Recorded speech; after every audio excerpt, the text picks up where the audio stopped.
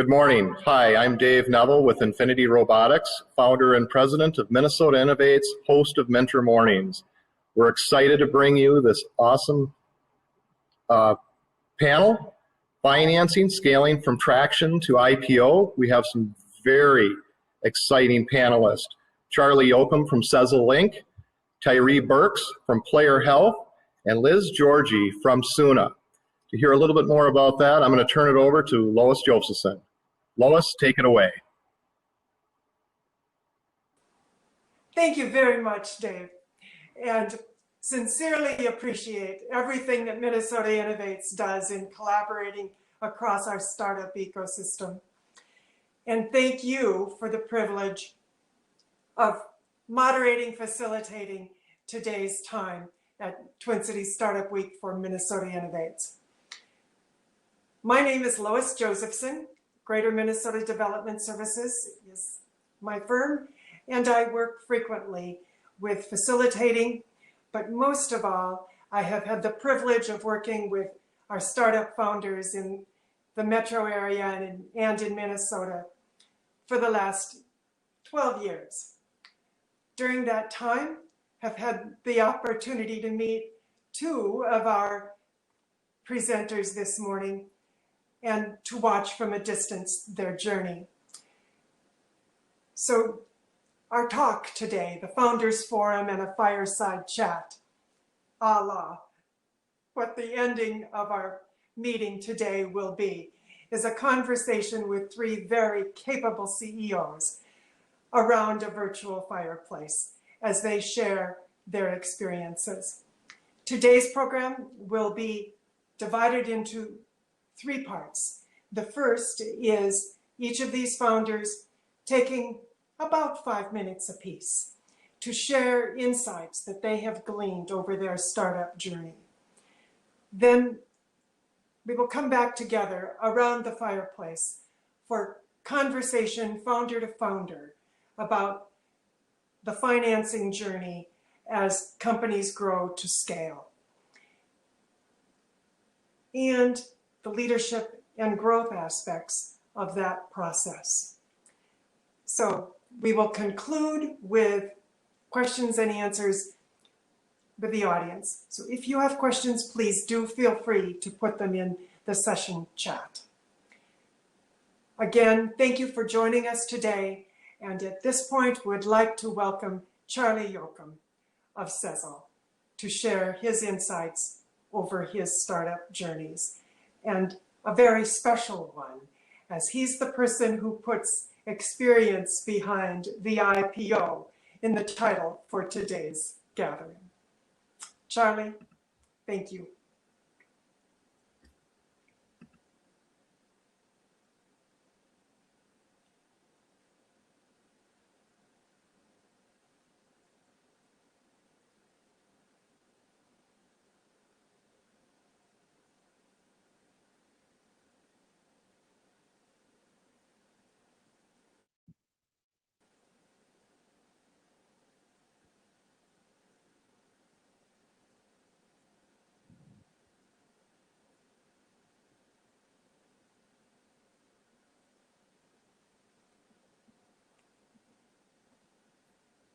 So it appears Charlie's having some audio difficulty.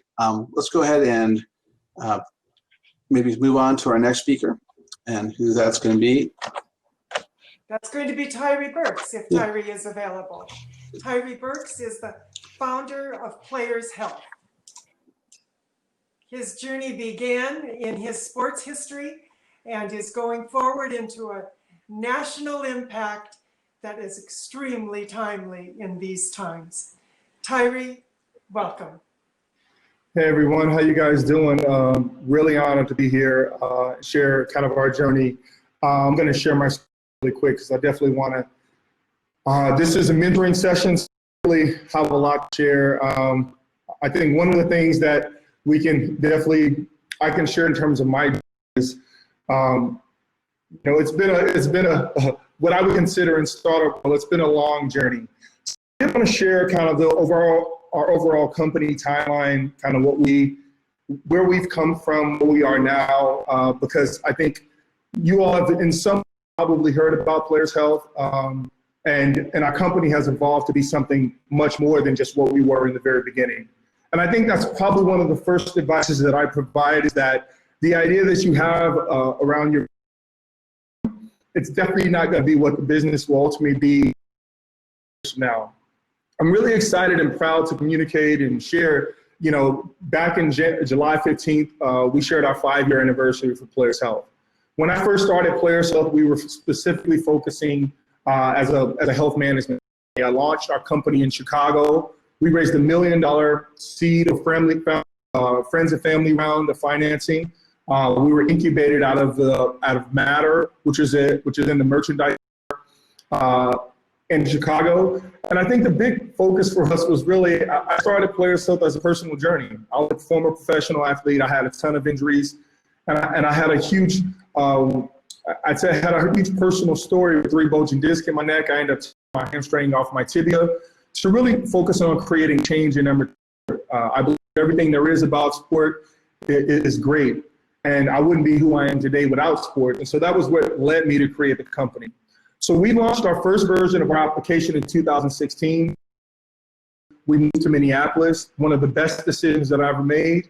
And then we closed a great partnership with Sport Engine. That was a big part of us moving.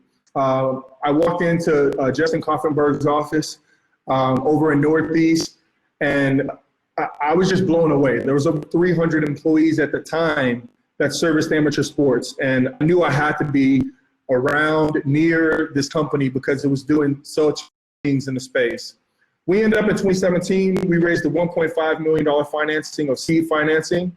We went to Techstars, and that was a really big part. So I went on through 2 accelerators. I went through the Generator Accelerator, and then I went through the Techstars Accelerator. At this time, this is when our company started to kind of morph into what we are. We started on insurance and a bunch of other things, which I'll share a little bit more later in my presentation. But all of this led to us really focusing on growth. We raised $1.5 million. We started to focus on getting more organizations and athletes on our platform. And then we another to solve within amateur sport, which is abuse prevention within sports. Our Players Health Protect platform, there was a huge abuse reporting application, and we saw a ton of organizations sign up for that platform. And I think last year was a big year for us. We raised $4.5 million Series A financing. This focuses on us expanding both in the US and Canada. We have 2 offices. And then that really focuses on us launching our insurance platform. And so there's been a journey. The company the way it is now. And I think one of the things I want to communicate is I want to share some of the mistakes that I made along the way. And I want to share how those mistakes helped me build the company we have today.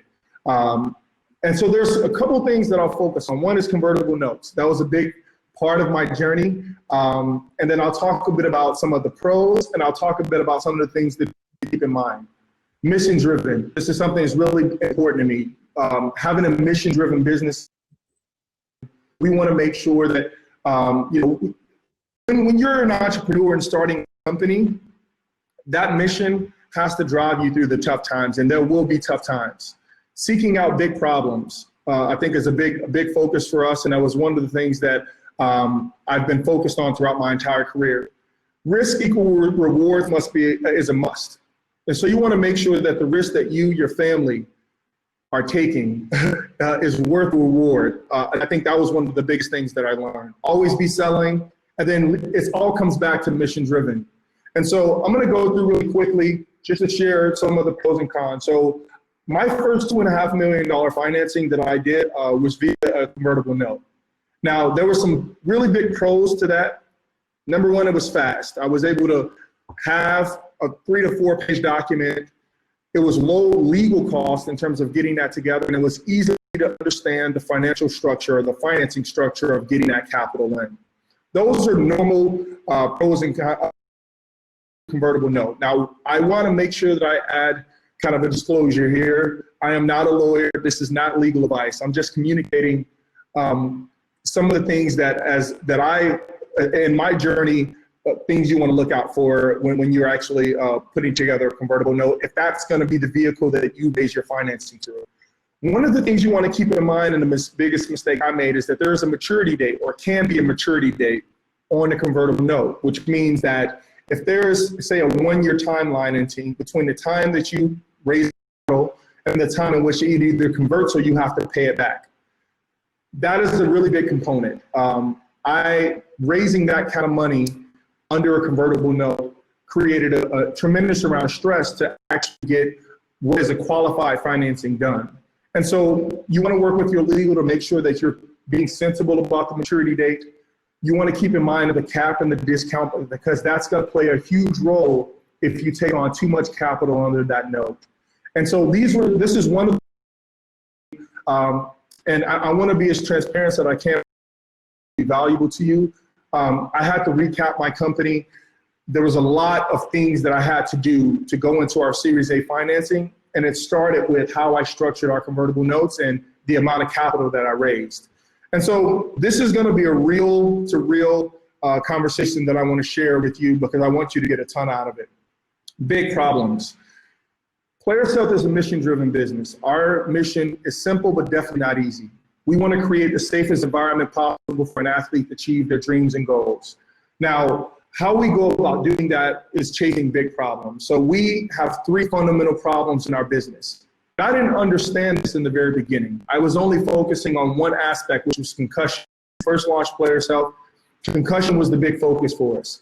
But then I started understanding that these organizations had more liability than they've ever had before. We work with sports organizations, and concussions, abuse prevention, legal liability is a big part administrators have to manage. They also have a legal problem. We've seen time and time again large lawsuits and settlements around how organizations were managing abuse, concussions, and who's paying out those claims? Insurance companies. And so we ultimately saw that there's these 3 fundamental problems that drove our business. And these were big problems that no one was solving at scale. When we first launched kind of the Players Health platform, there were roughly about 15 to 20 carriers offering liability insurance to sports organizations. Now there are only 4. When you have a contracting market like that, you see an increase in premium, and it's really hard for organizations to acquire coverage. And so we've been really focused on making sure that these organizations could do it. When I talk about big reward, is the market big enough? And I think when I first started my business, I wasn't thinking about how big this market needed to be for me to build a substantial business. If I'm going to take the big entrepreneur starting your company, you're taking a big swing. You want to make sure that the outcome, the exit, the IPO, potential IPO is worth it. And the market is going to help provide that kind of that visibility. If you're looking at a $16 billion market globally, great. But in the US, if we just focused in the US, there's over $4 billion of sports insurance premium done every year. That opportunity is big enough for me to get a sliver of that, still build a big business, and it'd be worth my time. And so that was one of the biggest learnings that I had, is that the problem had to be big, but the market also had to be big, and I had to have something to gain. If I got 10% of that market, I'm still looking at a big business. Of course, I need to understand the landscape of my market. I know more about the sports industry than most at this point, because I've been in it for a decade now. I've been selling, I've been supporting these sports organizations, so I know exactly what these organizations need, at what level, what keeps them up at night. Having a very around how you can make an impact is going to be big, and it really comes to value creation. And so when it comes to value creation, and when we raise our capital, you have to have a very clear understanding around how you want to use that capital and how that capital is going to be a false multiplier in your business. And so when you bring in $4.5 million, which is what we did 19 months ago, we had a very strategic focus. We wanted to increase our operational efficiencies. We didn't have our operations support in place. We wanted to reduce our costs, which means we wanted to increase our gross margin. And so there are some fixed costs that we had that if we put in some more automation, we can make money with less. And then lastly, we wanted to focus on data integration. Data is key to our business. Insurance companies love the data we collect on our sports organizations because it gives them a better understanding of the risk that they're actually writing. So these were the 3 focuses that we had. You can't have 10. you want to have 2 to 3 to maybe 4 true key focuses that you want to focus on when you bring this capital in business.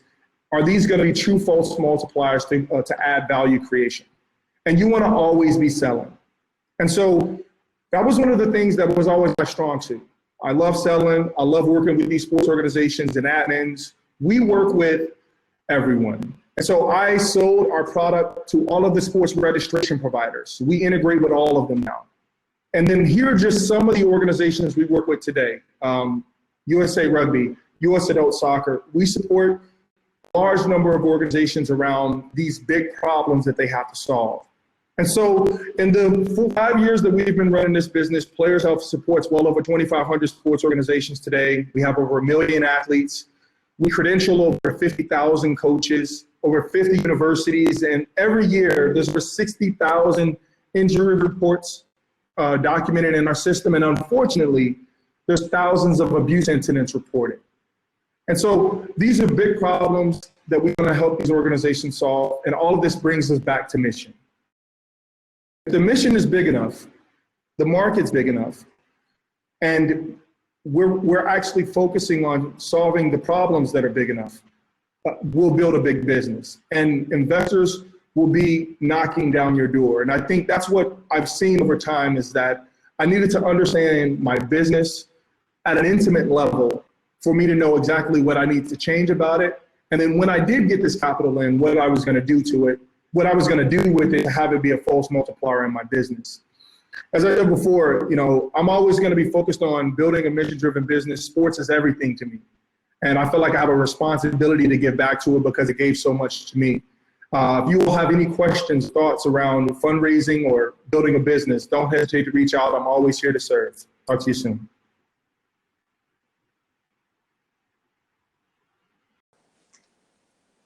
Hello, Tyrre. Thank you very, very much. You did a superb job of describing your journey from one idea into truly impacting industries across the globe. Thank you. Are we in a situation where he is available to join us? Yeah, looks like it, Lois. Thank you so very much. And now Charlie Youakim will talk about his journey with Cecil. And Thanks, Lois. took him over. Joining you from the bunker where my internet's working well. First of all, I want to say Tyrre's point, I was thoughtful on everything he had to say. It is completely spot on, and I couldn't agree more. A little bit of background on me. I'm a multiple-time tech entrepreneur in the payment space. Background is in engineering and a self-taught developer as a college kid. First job out of school was in dev, basically as a software developer. And then eventually moved on from that company to go to business school, where I just kind of fell in love with the intersection of tech and business.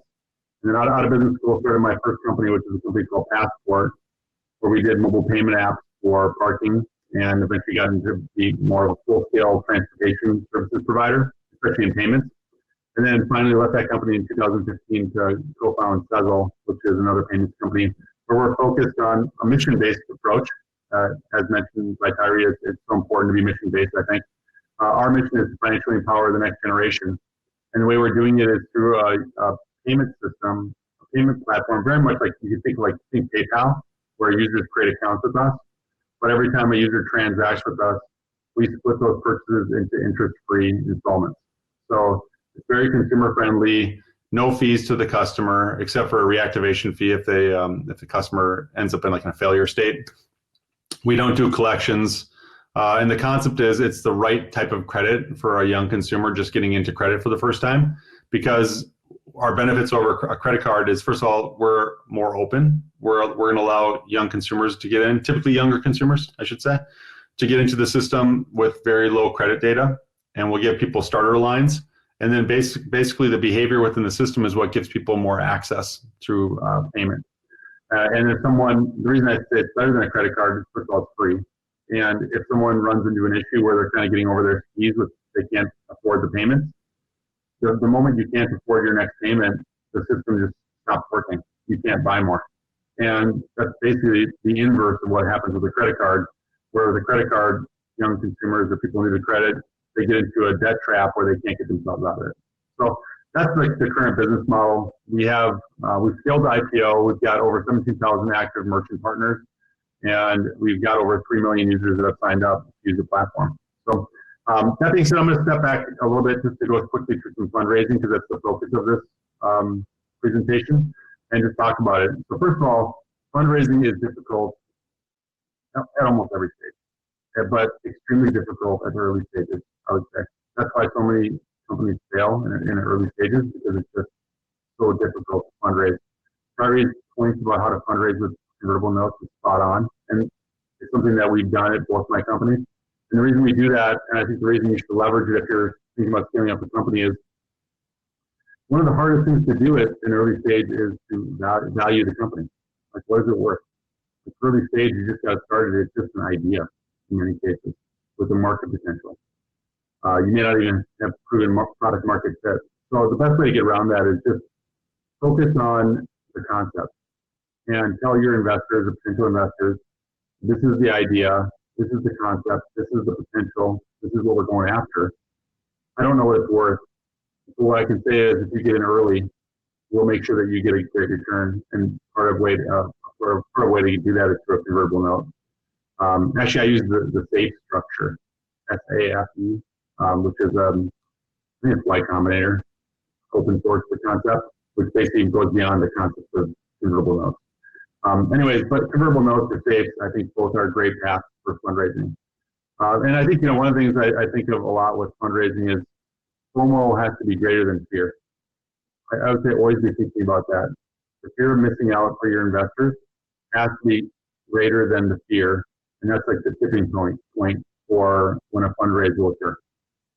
So I'll walk through Sezzle's fundraising just to, actually maybe I'll step back to Passport. So Passport, when we first started, it was family and friends. We had the wrong business idea. We were doing a hardware product.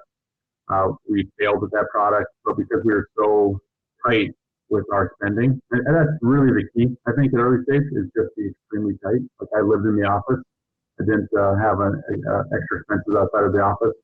I had a pile of junk, 1993 Honda Civic. I didn't have very many expenses. I probably let off like $10,000 a year. And basically everything we had, we poured into that business. And until we got product market fit, which took us some time, because we were first-time entrepreneurs. Then when we finally got product market fit, we started to attract a bit more. We pivoted, we got product market fit, we started to attract a little bit of friends and family. And then we got to Series A, and even Series A was difficult. We were in Charlotte with that company, not a funding hub, but I would say similar to Minneapolis.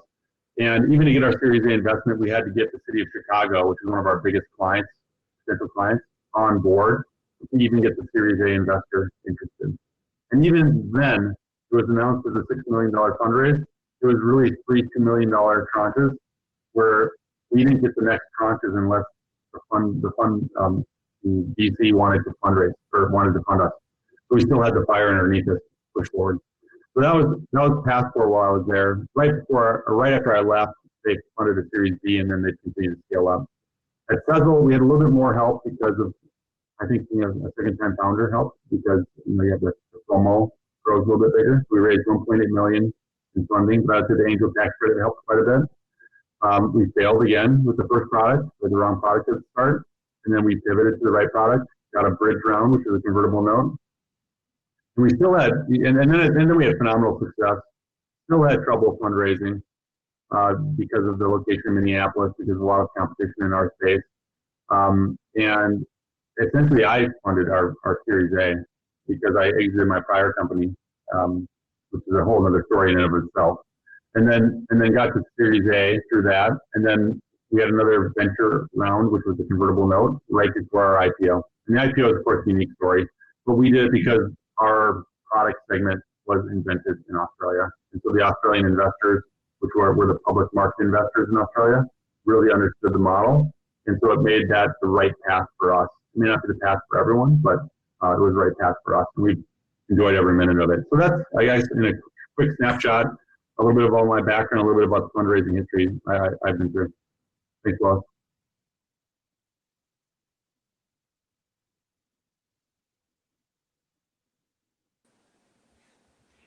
Charlie, thank you very much. We look forward to having you join again with Tyrre after Liz tells us about some of her critical insights in her fundraising.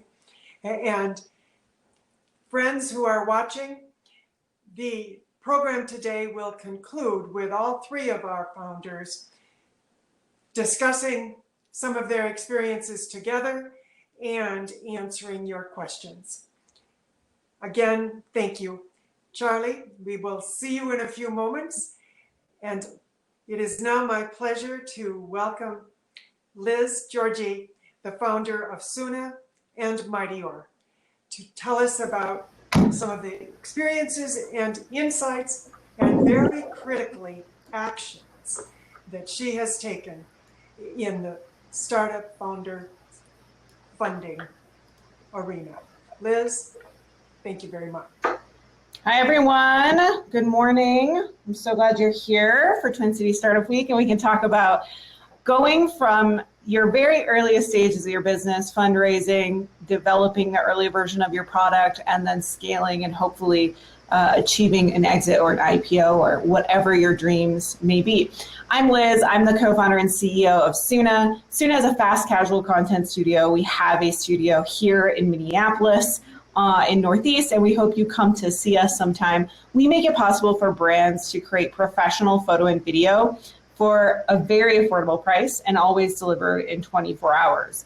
My co-founder and I started this business actually in 2018. We were on vacation together and we were thinking about what is the future of content creation going to be? What is the future of media going to be? How could we make it possible for any business of any size to create a professional photo and video for an affordable price?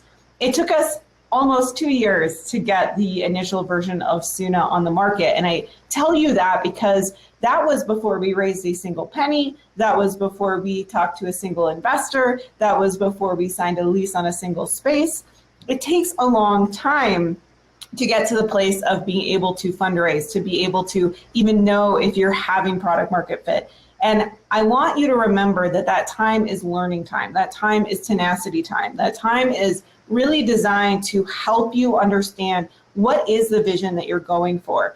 It is going to be very hard to get to traction. It's going to be very hard to get to scaling. It's going to be very hard to get to sale and IPO if you don't know why you're doing what you're doing.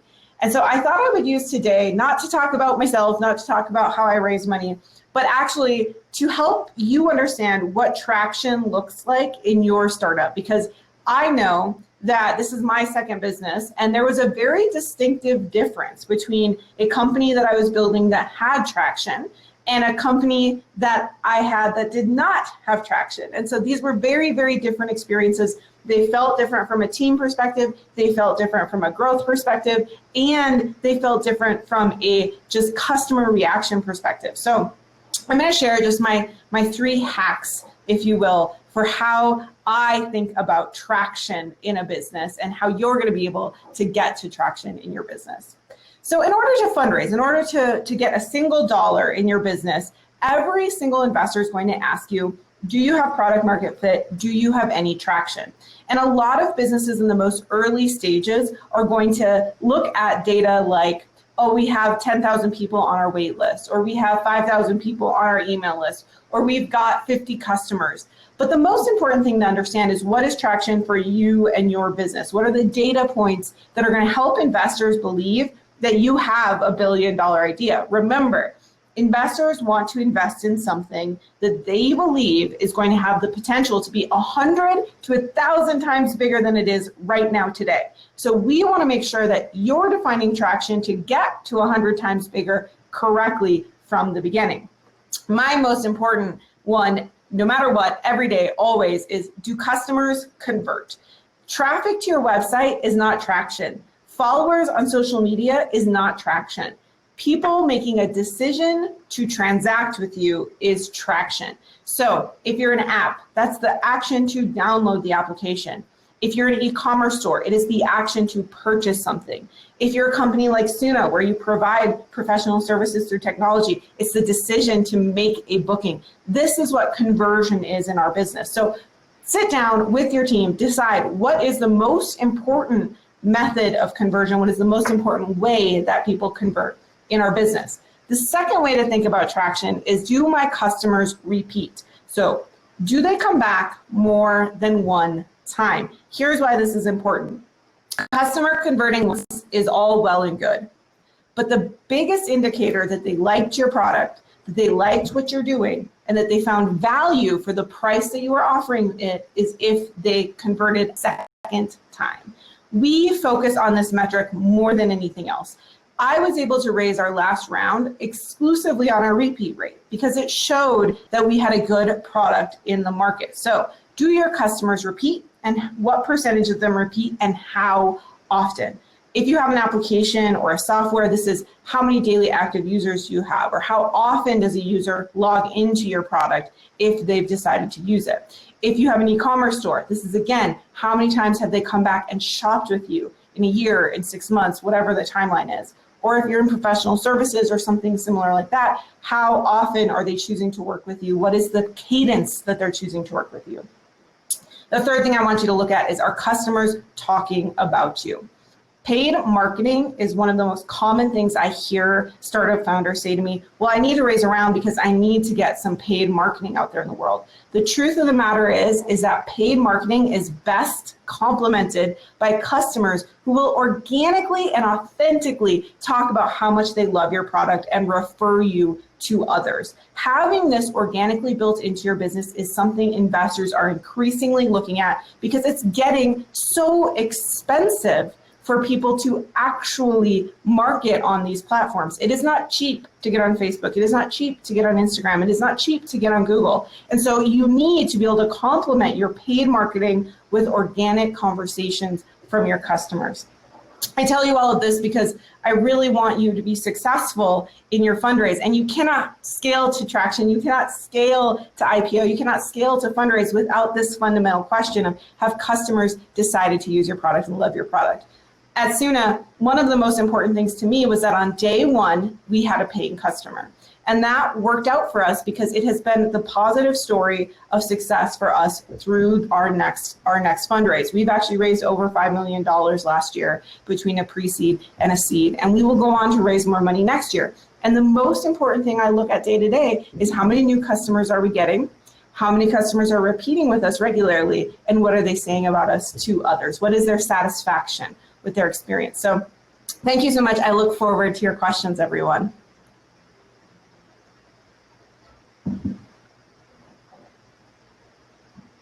Or we can just hang out. Liz, thank you. And at this point, we look forward to talking about a couple of questions that lived in our conversations before. And that's some of the challenges that women face in fundraising. But beyond that, most importantly, the challenge of being a leader at the helm of a company that's growing quickly and that needs to face pandemics that are unexpected, and also that is doing this with investors looking over your shoulder. And each of you are in different environments with investors at the present time. But we would welcome having you spend some time around the fireplace talking about these leadership matters, if you'd be so kind. Yeah, you know, I thought one of the things that I really want to emphasize for everyone who is listening or watching is that raising money from investors fundamentally changes what you're doing with your startup, right? So before you raise, this is a beautiful idea that you are passionate about, you're excited about, you are fundamentally committed to in every single way. The moment you raise money, you're inviting investors to not only be excited about it and promote it and also be part of the journey, but you're also inviting them to scrutinize, criticize, and analyze what your business is doing day in and day out. And so it's going to change the relationship that you as the founder have with your own business. That's fundamental. For me, I think the thing that I have always tried to focus on is a commitment to honesty with our investors. We have a regular check-in Every single month, we have an investor email that goes out. And I try to always say, here's what's going right, here's what's going wrong, and here's what I'm unsure about. And being honest and upfront about what is going wrong regularly. No investor expects your business to be going right all the time. But if you pretend like things are going right all the time, it's only going to set people up for disappointment. And so that is kind of my leadership hack, if you will, for how I deal with investors at different stages of our business in an ongoing way. I'd be curious to hear what the other founders on this session think of that idea. Liz, you know, it's interesting. I follow a lot of the same methodologies that you do. Like when we started our both companies, we've done monthly newsletters right from the start, and I think it's key to tell investors everything that's going on. You know, at Sezzle, we had probably one of the harder pivots. At Passport, we pivoted, but it was a lot of our own internal money, so it's easy to pivot. At Sezzle, we had outside money come in, and you sell the story of what your product is going to be and what your business is going to be. And we were telling, you know, monthly, we were telling the, you know, progress, and it wasn't good. Actually, I have some of the early early investors that laugh with me saying that they only thought they were going to get swag out of the deal. You know, seeing the updates and stuff. It was actually one of the problems we had with our pivot was we knew that the business, or I knew the business wasn't working. A lot of people on the team knew the business wasn't working. Our investors knew it wasn't working. But you sold a view of like, this is what we're going to do. And it was actually one of the hardest things about the pivot. And in the end, when we decided as a team, we said, hey, these investors, they're coming into our company because they're trusting us with our decision making, and they want to get a return. And what return are we going to get them running this thing into the ground? Let's switch to an area where we think we can, you know, make a profit. But, you know, I love the idea of the monthly updates. I always give that advice to new founders. And I think everyone should always have a view of like a stakeholder approach as a leader. Like people think, oh, isn't it great to be the boss? I'm like, I don't think I'm the boss. I think I'm the servant. I've got our shoppers, I've got our merchants, I've got our investors, I've got our team, and I've got the community. And it's your job as a leader to make sure that they're all doing well. So identify your stakeholders and do a great job for all of them. Yeah. I think everything you guys are saying are really hitting home for me, because I think we went through a pivot. And I think one of my biggest issues is that I'm almost too coachable sometimes.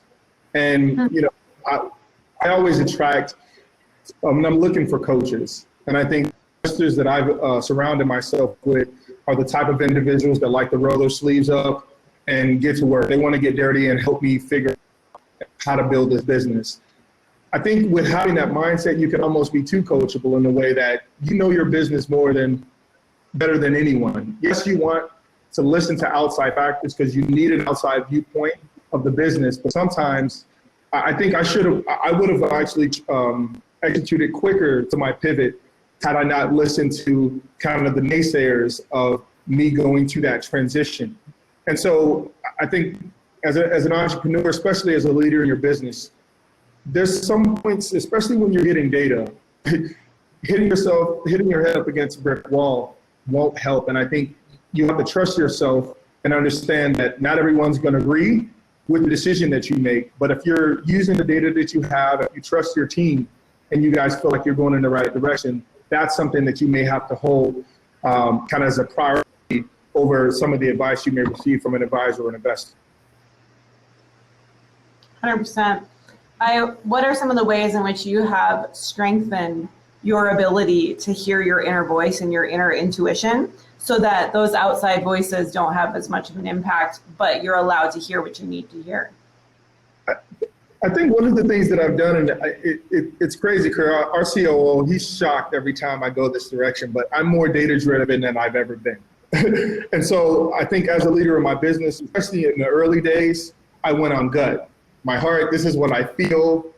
And then I think now what I've learned is that the more data that I have around how we're running the business, it forces us to ask some really hard questions. And if we don't have the answers for them, we need to focus on what we need to do to get those answers, or bring in the data, or make sure that we have the data that we need to make sound decisions. Everything, not everything, but majority of everything we do right now in terms of how we make decisions are data-driven. And the customers are telling us based on their behavior what they want, what they need. So we need to understand our user experience. We're collecting data and understanding this button this way. And that I've replicated it throughout the entire business. And so I'm now a lot more data driven than I've ever been. That allows me to now trust the data that I'm seeing to now communicate what we need to do. How did you guys know? Because I think one of the things that has been most obvious to me is that all these things, actually getting financing for your business is basically impossible or doable based on whether or not you have good traction and a clear line of sight. That's basically the chasm. There is no in between. It feels impossible or it feels doable almost exclusively on this question of, do I have product market fit? Do I have customers who are engaged with our product? And so I want to hear from y'all, was there a moment in either of your businesses where you went, I'm ready to go fundraise? Do you know the moment when you're ready to go fundraise, or do you think that it's more abstract than that? I think it's maybe a little bit more abstract, at least for my path. I kind of like followed Tyrre's comment, always be selling. Like we were selling from the start. From the moment I founded the company, we were selling fundraising, even before product market fit, which we didn't have. You know, like still selling the vision, still selling the idea. You know, what's funny is when we finally did have product market fit, I mean, I knew it. Like we were off to the races. We still had trouble fundraising.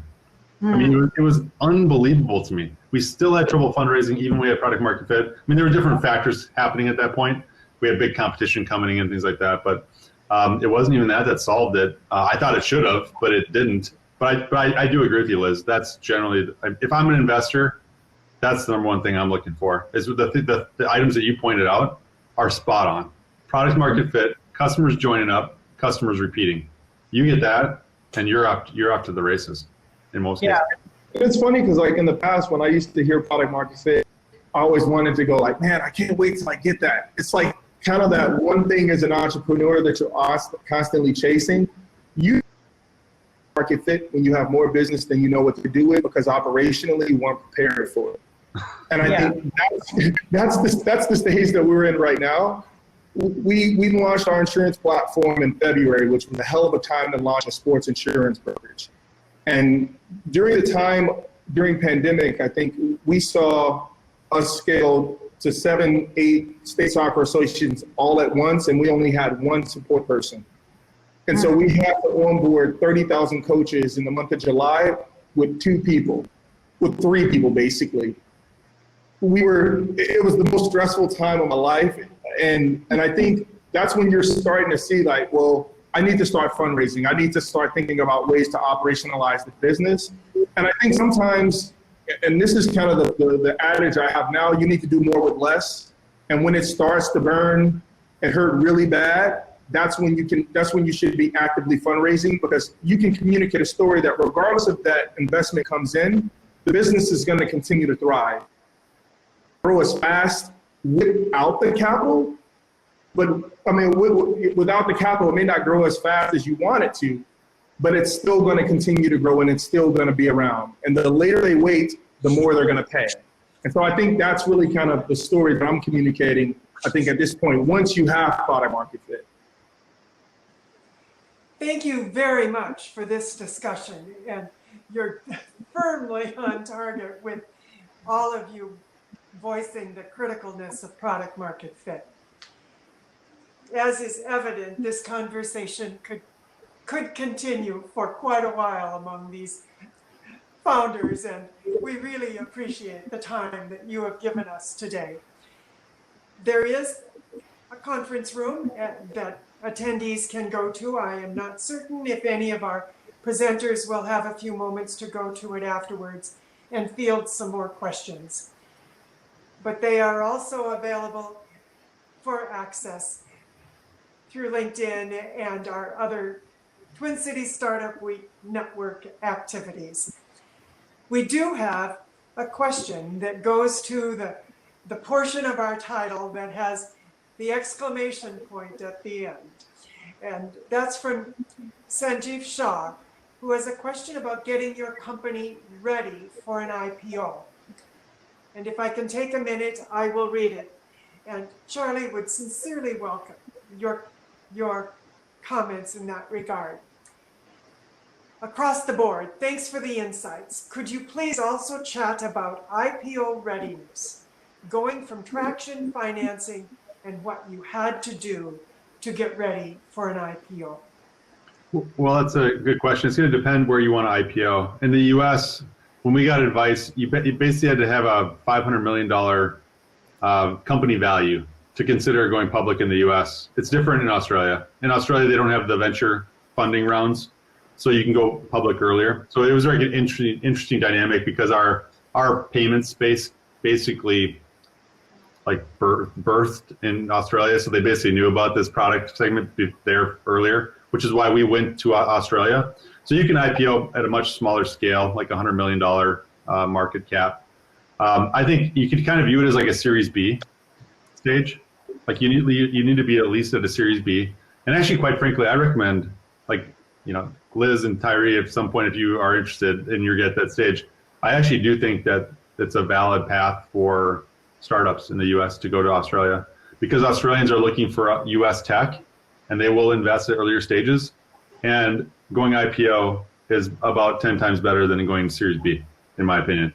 I really feel that. But you do have to be more ready on the finance side, especially. You've got to have a really strong finance team.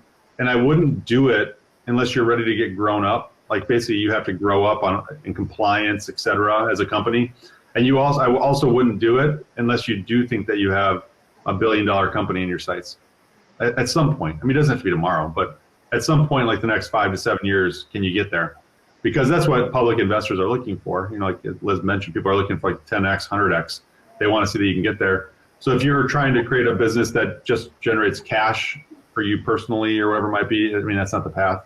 What you're looking to do is create a scalable business that can get to $1 billion plus. And if you have that and are at Series B stage and have a really strong finance team, I would say that you could do it if you wanted to. I mean, you'd have to start down that path. You're early. It takes like 5 months of prep. If you didn't go the Australian route and you waited for the US, you'd have to be probably Series C, Series D, like where you're quite a bit larger. The best, most easily readable version of a company IPOing, in my opinion, is Creativity Inc., which is basically when Pixar was exploring an IPO. They explain kind of all of the months leading up to that decision. What were the financial decisions they were making? What were the marketing decisions they were making? What were the operational? And it's the most readable version I've ever read anywhere. So if you're looking for like, what does a company do internally? What kind of decision making are they going through? I would check out Creativity Inc. Thank you. Thank you. We are at the anointed hour, and again, would like to say thank you to all of you, and thank you to Minnesota Innovates. Minnesota Innovates, as Dave noted and was quick referenced at the beginning, works across sectors and collaborates with all of those in the entrepreneur arena in our metro area and across the state to advance opportunity for success with startups and to increase the economy of the communities in which they're functioning. One of the critical community-based interactions that Minnesota Innovates supports and does so as the fiscal host for it is the 35 plus co-host event that will have its 10th annual gathering next April 14th, and that's the Minnesota Entrepreneur Kickoff. So again, thank you to Minnesota Innovates for their support of our startup ecosystem, and to all of you for your contributions to the economy and to this ecosystem, and for the wonderful personalities that you brought to us today. Have a good day, everyone. Thanks, everyone.